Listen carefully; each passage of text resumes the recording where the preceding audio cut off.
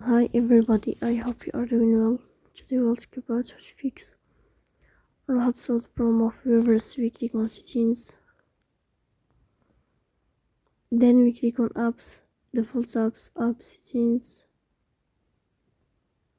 Here we will search about the application of Weverse app as you see, and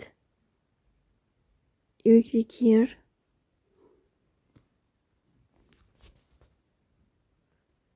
Then you click on first stop and you click OK. Here we'll enter to storage.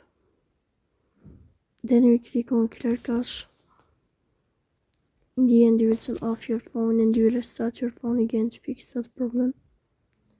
So please don't forget to support us by like and subscribe. See you next time and thank you for your watching.